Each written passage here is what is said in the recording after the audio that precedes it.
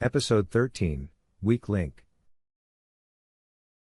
Linuka Omga knew that the least reliable component of any security system designed by humans were the humans themselves. Biometric locks, scanners, micro-drone surveillance, and personnel tracking were difficult to fool. Guards and scientists were not. At the apartment, they had surprised Linuka, found her unprepared, and forced her to improvise while running to evade the intruders. Here at the lab facility, she could turn her powers against them, force them to adapt, second-guess their routine, their protocols. Some truly believed Linuka Omga resembled an Alu Dashad guest scientist. Some thought they could remember a new young lab technician joining their team. Armed patrols complied with the stern requests made by a government auditor. For each individual Linuka met while traversing the lab's maze, she found yet another reality where the lab personnel slipped up, forgot to ask for credentials, opened doors, ignored her, or gave directions. Zini, first name, Cha, yes. He is in a session. Straight down this hallway. It's the last door. A woman wore some ranking insignia, maybe a scientific team leader. Her temple implant access finally gave Linuka what she needed, Cha Zini's location. Linuka would begin by freeing him, assuming he'd know where the rest of his team was. He is in a session. What did that mean? The realities surrounding the smiling woman's silhouette were fuzzy. There was none in which not knowing what this sentence meant wasn't suspicious. Linuka bit her tongue and suppressed her urge to ask. "Thank you," was all she said. A short walk toward the door the team leader lady pointed to was taxing.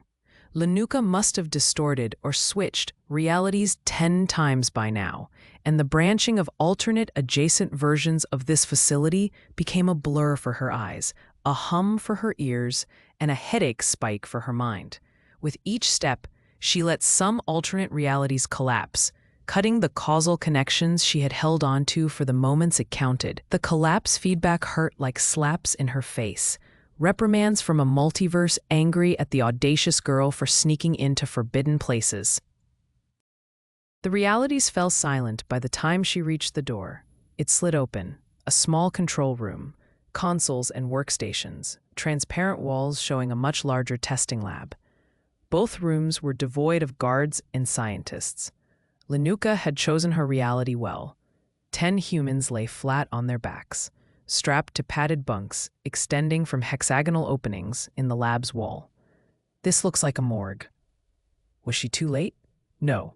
Chadzini was in a session. Meant he was actively participating in something. Linuka stepped closer to one bunk. Yachts read the sign above the footrest. The woman's name? Was she sedated? Linuka held her hand under the woman's nose. The faint brush of exhaled warmth. She was alive. A rubbery cap covered her scalp. Linuka recognized this setup, a thin version of a connection membrane, usually worn under a streaming helmet. This woman's mind connected to a computer stream. This connection would expand the input capacity of an awake user, but she was far from conscious. Linuka went from bunk to bunk until she saw Zini on a sign. Only now did she recognize the face. Chadzini looked thinner, paler than she remembered. Did these lab Ganmai keep their prisoners strapped to these connector bunks? None of the realities had revealed holding cells, and Linuka understood why. Above the hexagonal opening were metal plates of the same shape and size, also fitted with name tags. There was no prison tract attached to this lab. The lab was the prison. Her gut instinct was to rip that connector cap off Chadzini's head and shake him until he regained consciousness. But her few painful experiences with direct mind-to-computer streaming reminded her of the consequences. The control room. She headed back to the consoles, briefly focusing on the door. In the adjacent realities, it would remain closed for another 10 to 12 passes. Do I have time to wake them and evacuate? Linuka moved her focus to the console in the center, the positioning showing it to be a master terminal. Genetic challenge, retinal scan, voice password. She didn't have time for this. In the lab room, she sought different options. Assuming this was a cutting-edge experimental setup, there had to be a main shutdown mechanism, one not requiring several rounds of authentication. 3 large, round orange buttons caught her attention. Power off, purge simulation, and abort session. If the mind-computer setup was a session, how about aborting it? The door slid open. It couldn't be. She had not seen this. A quick glance reassured her that the door was still closed, as foreseen. "What are you doing here?" asked a female voice. Linuka froze. "Let me handle this," insisted her inner voice. "No," thought Linuka. "Give me back control." Like glued to the floor in a high-G environment, she turned to face a young medtech holding onto a data scroll. She had stepped out of an annex room Linuka had missed. Like security systems. Multi-awareness is only as good as its human user. Reads, "Give me control now." "Hello," Linuka heard herself say, as if the lab tech and she had been close friends for orbits. "We are here for maintenance." What was the Uurmi doing? Maintenance? Give back control. Her head hurt. Her intestines convulsed. The panspermic entity made from networked gut bacteria fought her consciousness like it hadn't since her childhood. Linuka's body took several steps toward the young woman. "Who is we? Hey, wait, what?"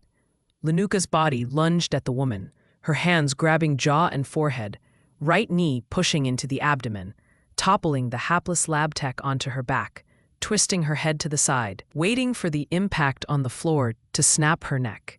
The Uurmi released its grip on the now lifeless body and assumed a defensive posture. Primal satisfaction shuddered through Linuka's shared body, having killed, ready to do it again. The Uurmi forced Linuka to search the annex room, not yielding further dangers to eliminate. Linuka Omga was strong-willed, a trait the Uurmi could admire, but right now, her struggle to hold it back from doing what was necessary became annoying at best, dangerous for their shared home at worst. It limped the Linuka back to the 3 orange buttons and pressed abort session. Enough with the constant interrogation of the fabric of existence, the maybes, the could-bes, the also-possibles. It was time to act. Revive these warriors. Lead them out of here. Build your army. Don't fear. Be feared. Linuka held Chazani's head when his eyes opened. "You'll thank me later," was the last thought she could hear that wasn't her own. Her body was hers again. Cha's mouth opened shakily, the bewilderment in his eyes bottomless. "Shaji's?" Almost inaudible. "I'll get you out of here," said Linuka. "You haven't aged one spin," said Chazani. "Why would I have aged?" asked Linuka. "I was in there for a long time. Lost count after several orbits. Lost some good people, too." Several orbits? Zinni's trial had ended 20 rotations ago, not several thousand, as he seemed to believe. What had they done to their prisoners?